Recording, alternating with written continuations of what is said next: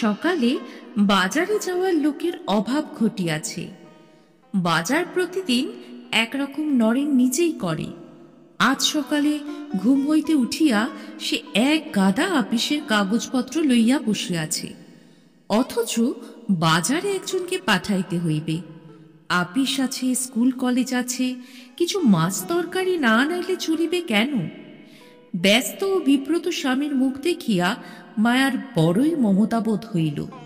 বাজারের কথাটা না তুলিয়ায় সে সিঁড়ি দিয়া উঠিয়া গেল ছাতে। ছাতের খুবচি ঘরখানায় থাকে বিমল। সংসারের সমস্ত গণ্ডগোলের ঊর্ধ্বে থাকিয়া সে কলেজের পড়া করে। বিমল তখনও ঘুমাইতেছিল।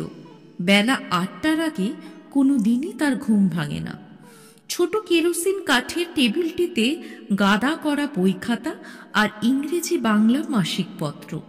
বিছানাতেও কয়েকটা বই পড়িয়া আছে। মাথার কাছে একটা বার্লির কৌটা, দেশলাইয়ের কাঠি, পোড়া সিগারেটের টুকরা আর ছাইয়ে প্রায় ভর্তি হইয়া গিয়াছে।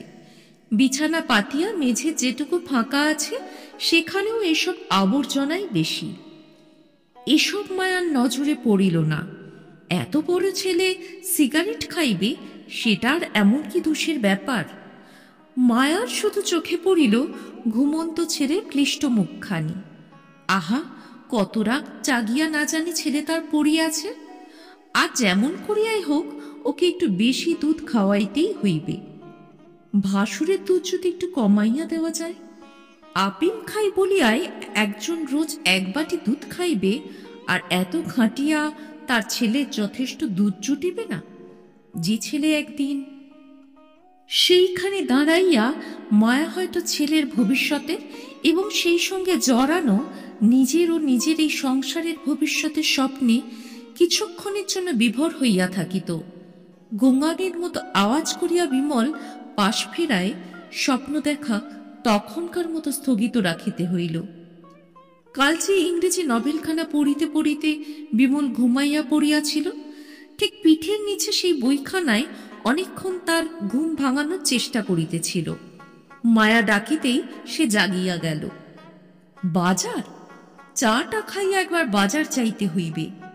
মস্ত একটা হাই তুলিয়া মাথা নাড়িয়া বিমল বলিল, আমি পারব না। মায়া তা জানে। বিমল কোনো দিন বাজারে যায় না। বাজারে গেলে তার বিশ্রী লাগে, কেমন যেন লাগে, বড় খারাপ লাগে। তবু মায়া আরেকবার চেষ্টা করিয়া দেখিল। কাকে পাঠাবো তবে? আজকের মতো এক বাটি যা লক্ষ্মী, উনি আপিসের কাজ নিয়ে বসেছেন, নইলে। বিমল আবার মাথা নাড়িল। বাজার টাজার আমার দ্বারা হবে না মা, বলো তো 10 বার গিয়ে দোকান থেকে জিনিস এনে দিচ্ছি, বাজারে ঢুকে মাছ তরকারি কিনতে পারবো না। মায়া ফিরিয়া গেল। তাই হোক, কোনোদিন যেন ছেলেকে তার নিজের বাজার করিতে যাইতে না হয়। শুধু বাজার করার জন্যই যেন মাহিনা দিয়া লোক রাখিবার ক্ষমতা তার হয়। আচ্ছা, তার ভাসুর কেন বাজারে যায় না? অন্তত আজকের মতো কেন যাইবে না? আপিম খাই বলিয়া? এ তো উচিত নয়। আগে যখন বড় চাকরি করিত তখনকার কথা আলাদা, তখন কিছু বলিবার ছিল না। কিন্তু এখন যখন সপরিবারে ধরিতে গেলে একরকম ভাইয়ের ঘাড়ে চাপিয়া আছে, এখন একদিনের জন্য দরকার হইলে কেন সে যাইবে না?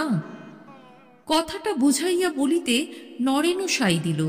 তারপর সন্দিগ্ধভাবে বলিল, দাদা কি যাবে? কাল কতটা গেলে ঘুম হচ্ছে কে জানে, ডেকে তুলতেই প্রাণ বেরিয়ে যাবে। দাদার কথা বাদ দাও, বড্ড বাড়াবাড়ি করছে আজকাল। নরেন এ কথাতেও সাই দিল।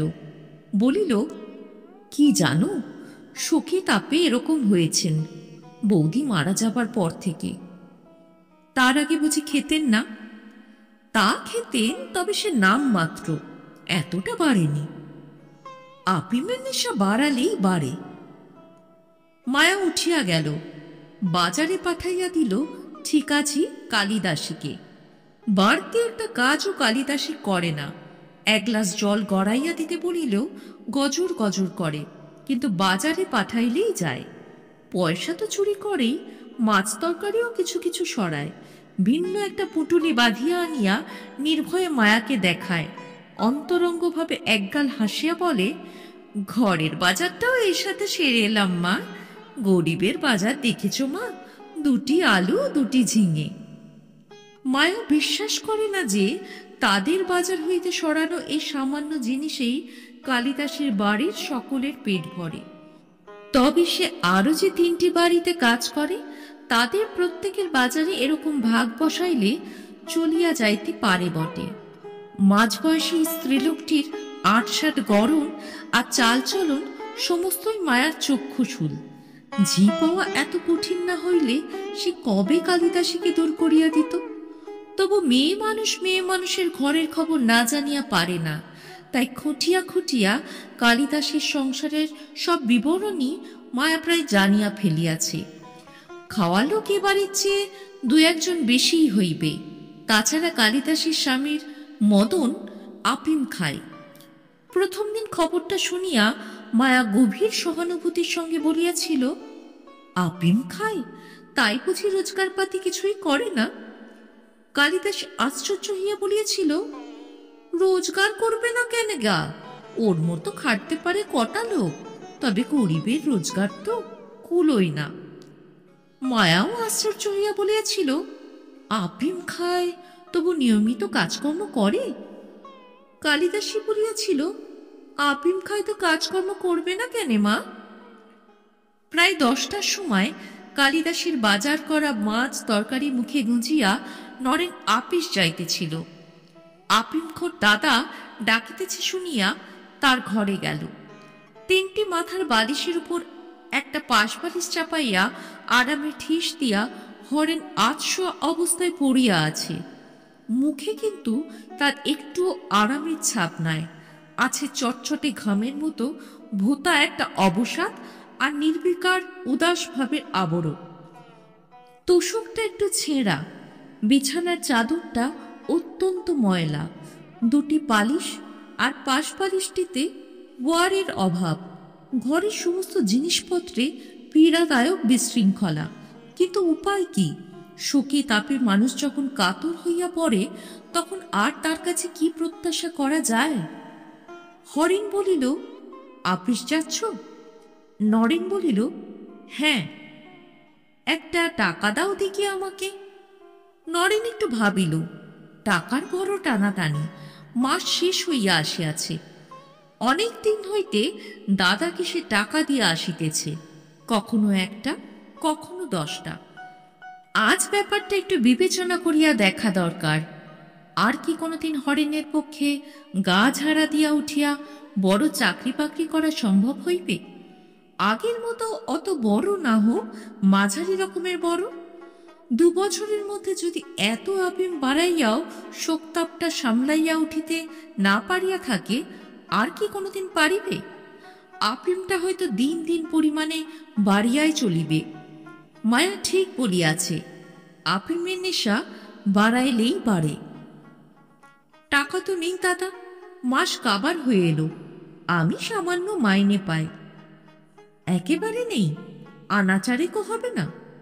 নরেন মাথা নাড়িয়া বলিল, না, 1টি পয়সাও নেই। আপিমের জন্যে তো? আপিমটা এবার তুমি ছেড়ে দাও দাদা। হরেন তৎক্ষণাৎ রাজি হইয়া গেল। আচ্ছা, ছেড়ে দেব, কিন্তু হঠাৎ তো ছাড়া যায় না। একদিনের নেশা, কারো কাছে ধার ধর করে অল্প একটু এনো আজ কিনে, কমিয়ে কমিয়ে কদিন বাদেই একেবারে ছেড়ে দেব। সত্যি এই নেশাটা এবার ছেড়ে দেওয়াই উচিত। এনো কিন্তু কেমন? দেখি বলিয়া নরেন চলিয়া গেল। জবাবটা হরেনের তেমন পছন্দ হইল না। অন্তত আজকের দিনটা চলিয়া যায়, এরকম সামান্য পরিমাণে আপিম নরেন কিনিয়া আনিবে, এটুকু ভরসাও কি করা চলে? এরকম জবাবের পর যদি না আনে, অসময়ে সে ফিরিয়া আসিবে, তারপর হয়তো 1000 চেষ্টা করিয়াও 1 রতি আপিমও সংগ্রহ করা চলিবে না। কি সর্বনাশ! সন্ধ্যার সময় একটু আপিম না হইলে তার চলিবে কেন? কথাটা ভাবিতে গিয়ায় তার হৃদকম্প উপস্থিত হইল। বিমল কলেজ যাওয়ার জন্য প্রস্তুত হইলে বিমলকে সে ডাকে। গলা যত সম্ভব মিহি করিয়া বলে, কলেজ যাচ্ছ? তোমার কাছে টাকা আছে? একটা দিতে পারো আমায়? বিমল বলে, আছে, তোমায় দেব না। কেন? আপিম খেয়ে খেয়ে তুমি গোল্লায় যাবে আর আমি? হরেনের আধগোজা চোখ দুটি যেন এমন শ্রান্ত যে আর চোখে ভাইপোর মুখের দিকে তাকানোর পরিশ্রমটুকু করিবার ক্ষমতাও চোখের নাই। চোখ দুটি একেবারে বুঝিয়া ফেলিয়া বলে, আচ্ছা থাক থাক, দরকার নেই। স্নানাহারের পর হরেন আধময়লা একটি পাঞ্জাবি গায়ে দিয়া নিজেই বাহির হইয়া যায়। আফিম ছাড়া তো চলিবে না, যেভাবেই হোক জোগাড় করিতেই হইবে। এদিকে আপিসে কাজ করিতে করিতে নরেনের মনটা খুঁতখুঁত করে। প্রথমটা হরেনের মঙ্গলের জন্য নিজের দৃঢ়তা প্রদর্শনের কথা ভাবিয়া বেশ গর্ববোধ হইতেছিল। আপিসে পৌঁছিতে পৌঁছিতেই প্রায় সে ভাবটা শেষ হইয়া গিয়াছে। এখন মনে হইতেছে মোটে 4 ঘণ্টা পয়সা চাহিয়াছিল, না দেওয়া কি উচিত হইয়াছে? একদিনে আপিম ছাড়া আপিমখোরের পক্ষে সম্ভব নয়, এ কথাও সত্য। মনে করো হরেন যদি সত্য সত্যই কমাইয়া ধীরে ধীরে আপিম ছাড়িয়া দেয়, আবার উঠিয়া পড়িয়া লাগিয়া ভালো একটা কাজ সংগ্রহ করিয়া ফেলে এবং আজকের ব্যাপারের জন্য তাকে কোনোদিন ক্ষমা না করে, কোনোদিন যদি তাকে আর টাকা পয়সা কিছু না দেয়, কাজে নরনের ভুল হইয়া যাইতে থাকে। হরেন যখন বড় চাকরি করিতেছিল তখনকার সেই সুখের দিনগুলির কথা মনে ভাসিয়া আসিতে থাকে। কি আরামেই তখন সে ছিল, কোনো ভাবনা ছিল না, কোনো অভাব ছিল না। নিজের বেতনের প্রায় সব টাকায় নিজের সুখের জন্য খরচ করিলেও কিছু আসিয়া যাইত না। আজ চারিদিকে টানাটানি, কেবল অভাব আর অভিযোগ। দিনে 5টির বেশি সিগারেট খাওয়ার পর্যন্ত তার উপায় নাই, বিড়ি টানিতে হয়। আপিমের নেশাটা ছাড়িয়া হরেন যদি আবার... টিফিনের সময় মুখে খোঁচা খোঁচা দাড়ি, এক মাথা ঝাঁকড়া চুল লইয়ায় মাঝবয়সী এক লোক আসিয়া বলিল, এ মাসে নেবেন তো? আপনার জন্য বাছা বাছা নম্বর রেখেছি, সব কটা জোড় সংখ্যা, একটা বেজোড় নেই। এই দেখুন, 4, 8, 6। 6টি লটারির টিকিট বাহির করিয়া সে নরেনের হাতে দেয়। নরেন নিঃশ্বাস ফেলিয়া বলে, কিনছি তো প্রত্যেক মাসে, লাগছে কই? প্রথমে 3খানা, তারপর জোড়া সংখ্যার টিকিট কেনা ভালো মনে করিয়া 4খানার টিকিট রাখিয়া নরেন 1টি টাকা বাহির করিয়া দিল। টাকাটা পকেটে ভরিয়া লোকটি বলিল, 1 টাকা দামের 1খানা টিকিট আছে, নেবেন? ফার্স্ট প্রাইস 40%, গতবার 57,000 হয়েছিল, এবার আরো বেশি হবে, মস্ত ব্যাপার। টিকিটখানা হাতে করিয়া নাড়িয়া চাড়িয়া নানাভাবে দেখিয়া নরেন বলিল, নেব কি, টাকাই যে নেই। একেবারে মাস কাবারে এলেন, কদিন আগে যদি আসতেন। 3রা আসবেন, নেবক্ষণ। লোকটি ঝাঁকড়া চুলে ঝাঁকি দিয়া বলিল, 3রা আসবো কি মশাই, আজকেই লাস্ট ডেট, সব টিকিট সেল হয়ে গেছে, ওই 1খানা রেখেছিলাম আপনার জন্য। কি জানেন, এতে আপনার চান্স বেশি, টিকিট লিমিটেড কিনা। থার্ড প্রাইজও যদি পান 20,000 টাকা তো বটেই, বেশিও পেতে পারেন। আর 1টি টাকা মানি ব্যাগে ছিল, টাকাটি নরেন বাহির করিয়া দিল। এদিকে কলেজে বিমলের মনটাও খুঁতখুঁত করে।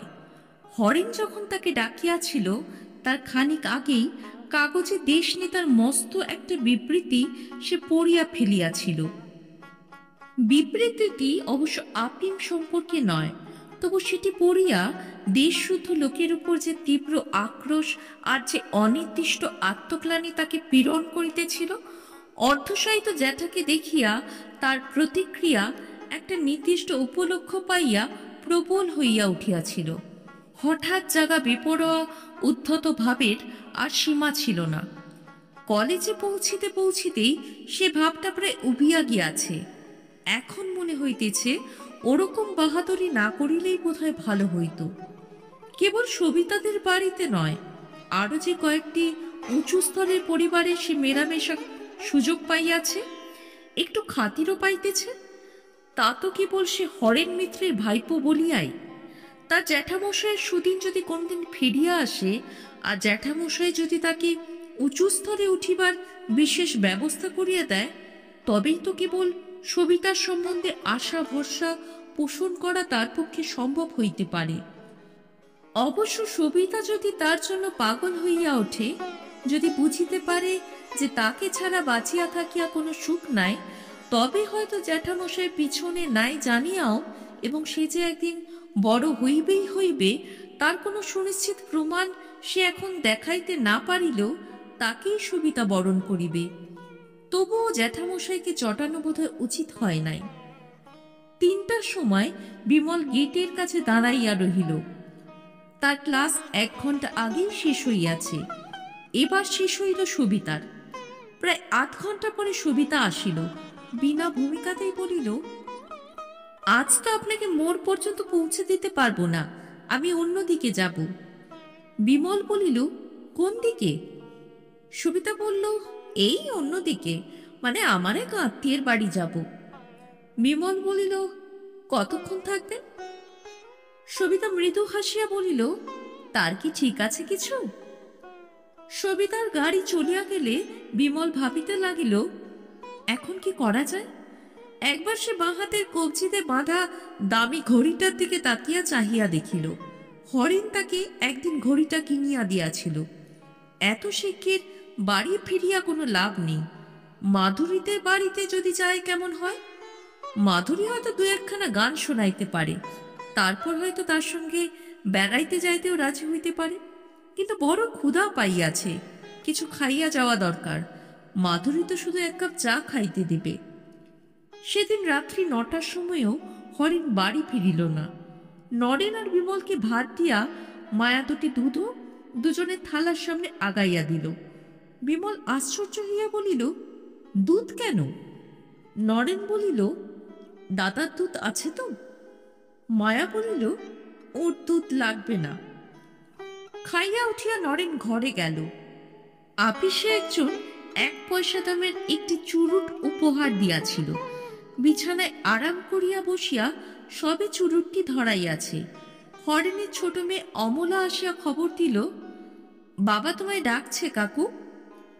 নরেন অন্য কথা ভাবিতেছিল। ইতিমধ্যে দাদা কখন বাড়ি ফিরিয়াছে টেরও পায় নাই। জানালার সিমেন্টের উপর চুরুটটি নামাইয়া রাখিয়া একটু অস্বস্তির সঙ্গেই সে হরিণের কথা শুনিতে গেল। এমন সময় বাড়ি ফিরিয়া তাকে ডাকিয়া হরিণের কি বলিবার থাকিতে পারে। হরিণ তাকে 5টি টাকা দিয়া বলিল, একেবারেই টাকা নিয়েই বলছিলে, এই টাকা কটা রাখো। আর শোনো, বসাকদের কোম্পানিতে একটা কাজ ঠিক করে এলাম। বুড়ো কদিন থেকে আমায় বলছিল, তুমি তো চেনো বুড়োকে, চেনো না? শরীরটা ভালো যাচ্ছে না, কিন্তু কি আর করা যায়, সংসার তো চালানো চায়। মেয়েটারও তো বিয়ে দিতে হবে 2 দিন পরে। এইসব ভেবে হরিণের ভাব দেখিয়া মনে হয় একটা চাকরি ঠিক করিয়া আসিয়া সে যেন অপরাধ করিয়াছে এবং নিজেকে সমর্থন করার জন্য নরেনের কাছে কৈফিয়ত দিতেছে। হঠাৎ থামিয়া গিয়া সে ডাকিল, বলি। অমলা আসিলে বলিল, তোর কাকিমাকে বলতো গিয়ে, আমি ভাত খাবো না, শুধু দুধ খাবো। নরেন নিজেই মায়াকে খবরটা জানাইয়া আসিল। হরেনের চাকরির খবরের চেয়ে সে শুধু দুধ খাইবে, এই খবরটাই যেন মায়াকে বিচলিত করিয়া দিল বেশি। গৃহিণীর কর্তব্য পালনের জন্যই সে যে আজ 1 ফোঁটা দুধও রাখে নাই, দুধের কড়াইটা পর্যন্ত মাজিবার জন্য কলতলায় বাহির করিয়া দিয়াছে। কি হইবে এখন? বিমলকে ডাকো শিগগির, আর কনা পয়সা দাও। বিমল মোড়ের ময়রার দোকান হইতে দুধ আনিতে গেল। নরেন ঘরে গিয়া আবার বিছানায় আরাম করিয়া বসিল। চুরুটটা নিভিয়া গিয়াছে। রাত্রে সহজে ঘুম না আসিলে দরকার হইতে পারে ভাবিয়া 2টি সিগারেট নরেন সঞ্চয় করিয়া রাখিয়াছিল। ঘুম না আসিলে গভীর রাত্রে ক্রমাগত সিগারেট টানিবার ইচ্ছাটা কেন যে প্রচণ্ড হইয়া ওঠে কে জানে। বিমলকে 5টা সিগারেটও আনিতে দেওয়া হইয়াছে। সুতরাং নিশ্চিত মনেই সঞ্চিত সিগারেটের একটি ধরাইয়া সেটা আনিতে লাগিল। যার যা টানা অভ্যাস, সেটা না হইলেই কি তার আরাম হয়? হরেন আবার চাকরি করিবে, সংসারের অভাব অনটন দূর হইবে। এই চিন্তার চেয়ে অন্য একটা অতি তুচ্ছ কথা নরেনের বেশি মনে হইতে থাকে। কাল বাজার করার পয়সা কোথায় পাইবে সে ভাবিয়া পাইতেছিল না। হরেন 5টা টাকা দেওয়ায় এই দুশ্চিন্তার হাত হইতে সে রেহাই পাইয়াছে। বাজারের পয়সা পর্যন্ত না রাখিয়া 2 টাকা দিয়া লটারির টিকিট কিনিয়াছে, এই চিন্তাটাও মনের মধ্যে বড় বেশি বিধিতেছিল। 1050 টাকা পাইয়া গেলে যে কি মজাটাই হইবে, এই কল্পনায় যেন তেমন সুখ হইতেছিল না। এবার চোখ বুঝিয়া নিশ্চিন্ত মনে কল্পনাকে আমল দেওয়া সম্ভব হইয়াছে। পড়ার টেবিলের সামনে বসিয়া বিমল ভাবিতে লাগিল, এত রাত্রে সে যে কষ্ট করিয়া তার খাওয়ার জন্য দুধ কিনিয়া আনিয়াছে, পাকি প্রকারে জ্যাঠা মহাশয়কে এই খবরটা জানাইয়া দিতে পারিলে বোধহয় ভালো হইত। সকালের ব্যাপারেও জ্যাঠামশাই যদি চটিয়া থাকে, কথাটা শুনিয়া খুশি হইতে পারে। খুশি হইলে হয়তো। রাত্রের মতো মায়ার সংসারের হাঙ্গামা চুকিতে 11টা বাজিয়া গেল। হরেন তখন ঘুমাইয়া পড়িয়াছে। অন্যদিন সন্ধ্যার পরেই নেশা জমিয়া আসে। 11টা-12টা পর্যন্ত ঝিমানোর আরাম ভোগ করিয়া সে ঘুমাইয়া পড়ে। আজ সে সুখটা ফসকাইয়া গিয়াছে। রাত 9টা পর্যন্ত বাহিরে বাহিরে ঘুরিয়া এমন শ্রান্ত সে হইয়া পড়িয়াছিল যে ভালো করিয়া নেশা জমিবার আগেই ঘুম আসিয়া গিয়াছে। নরেন চিত হইয়া শুইয়া তৃতীয়বার লটারির টিকিটের লেখাগুলি খুঁটিয়া খুঁটিয়া পড়িতেছে। বিমলও পড়ার টেবিল ছাড়িয়া কয়েকখানা বই আর খাতা পেন্সিল লইয়া বিছানায় আশ্রয় গ্রহণ করিয়াছে। মুখে তার গভীর দুশ্চিন্তার ছাপ। কিছুক্ষণ হইতে সে মনে মনে একটা গল্প গড়িয়া তুলিতেছিল। কলেজ হইতে সবিতার গাড়িতে মোড় পর্যন্ত আসিবার সময় একটা অ্যাক্সিডেন্ট ঘটিয়া গিয়াছে। হাসপাতালে সে আর সবিতা একটা ঘরে পাশাপাশি 2টি বেডে পড়িয়া আছে। সবিতার বিশেষ কিছু হয় নাই। সবিতাকে বাঁচাইতে গিয়া তার আঘাত লাগিয়াছে গুরুতর। ডাক্তারের বারণ না মানিয়া সবিতা বেড ছাড়িয়া আসিয়া তার কপালে হাত বুলাইয়া দিতেছে। গল্পটি যখন জমিয়া আসিয়াছে, হঠাৎ তখন বিমলের মনে পড়িয়া গিয়াছে, আহত হইয়া এক হাসপাতালে গেলেও তাদের তো এক ওয়ার্ডে রাখিবে না। টেবিলের উপর 1 গ্লাস জল ঢাকা দিয়া রাখিয়া মায়া খানিক্ষণ ছেলের দিকে চাহিয়া রহিল। একবার ভাবিল আর বেশি রাত জাগিতে ছেলেকে বারণ করে। তারপর ভাবিল, বড় হইতে হইলে রাত জাগিয়া না পড়িলে চলিবে কেন? এই পর্যন্ত ছেলের পরীক্ষাগুলো ভালো হয় নাই, এবার একটু রাত জাগিয়া যদি মেডেল পায়, বৃত্তি পায়। শরীরে শ্রান্তি আসিয়াছে, কিন্তু চোখে ঘুম আসে নাই।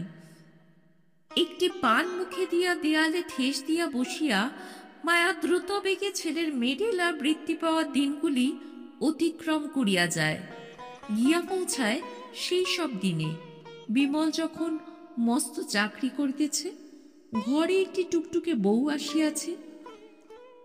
বাড়িতে আপিম খায় একজন, কিন্তু জাগিয়া স্বপ্ন দেখে সকলেই।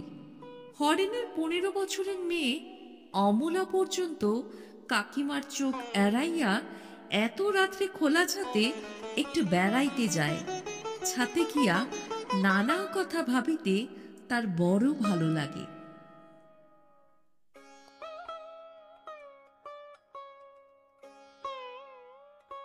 কুসুমকলির ব্যাকস্টেজে আজ শুনলেন শ্রী মানিক বন্দ্যোপাধ্যায়ের গল্প আপিং। গল্প পাঠে আমি সহেলি। গল্পটি শুনে কেমন লাগলো লিখে জানাতে ভুলবেন না। আজকের গল্প শ্রী মানিক বন্দ্যোপাধ্যায়ের আপিং।